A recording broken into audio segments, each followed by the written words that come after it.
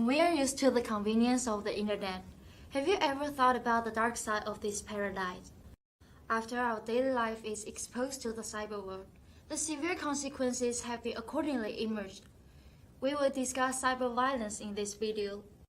Cyber violence is online behavior which is reasonably likely to have a seriously threatening, intimidating, harassing, or humiliating effect on the person. It is behavior that threatens to hurt a person socially, psychologically, or even physically.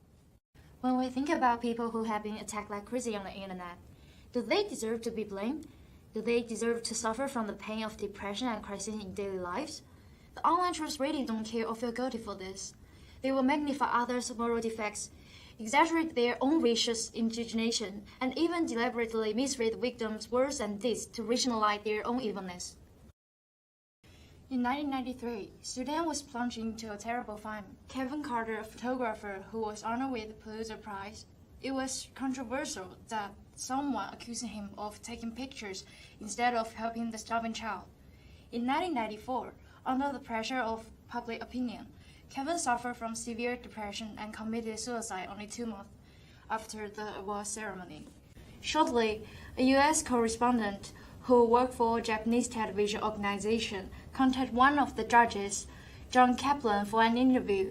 In this interview, the reporter started by asking questions about the review process, and the conversation quickly turned to, "What do you think about the controversy over Hungry Sudan?" Then he paraphrased a post which was written by a Florida reporter about the photo, which says, "You see these selfish, uncaring media and journalists who won a Pulitzer Prize with stepping on the body of a little girl." John Kaplan recalled and explained to the reporter that the judges had looked at this picture very carefully, and the caption indicated that someone would come and help the little girl, giving the impression that she was not alone in the desolated desert.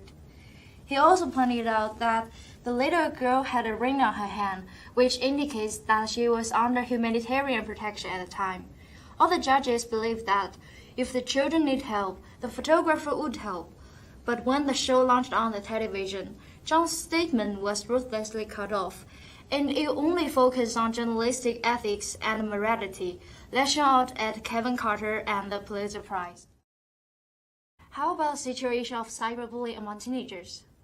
In the United States, 40% of young people have experienced cyberbullying, and some of the victims are mentally ill and impaired as a result. The United Nations Children's Fund reported in September 2014 that 12.5% of French teenagers between the age of 6 and 18 have experienced an online attack. Young victims make up a huge population in cyberbullying issue. The online trolls bring out devastating humiliation to them, like exaggerating the imperfection of their appearance and expose their privacy disrespectfully. When they are not strong enough to defend themselves, cyber violence will like an overwhelming hurricane and eventually affect their lives and families. Who would thought that a simple online poll would end a person's life? According to The Guardian on 15th May, a 16-year-old girl in Malaysia has killed herself after she launched a poll on her personal social account on Instagram, asking people if she should die. 69% of her followers said yes. Then she killed herself. Can we blame all those people who cruelly voted yes? Would the girl be alive today if more people convinced her positively and being supportive at that vulnerable time? The answer is unknown, but those who voted for her death could be guilty for abetting suicide. When the public voice becomes passive, when the humiliation is sweeping through, where is the right to be human? Where is freedom? The tragedy of cyberbullying is not an island. Our lives are all connected to this situation. What comes to them today may come to others tomorrow, since the rules that we acquiesce to is controlling everyone. How many people die for the lives of others? Language should not be a deadly weapon, but to make life better. Without sufficient rules and regulations in the online social construction, people do not have the awareness that they are actually committing abusive online action and are responsible for it. If we glance over Facebook or Instagram, it is ubiquitous to see someone gets publicly humiliated or scolded in the comments under their post. It might be triggered by conformity behavior and anonymity. And usually, online spaces have the features of low accountability and lack of restrictions, which should be regulated by online institutions and moral constraints. Here are some websites which might be helpful for people who suffer from cyberbullying.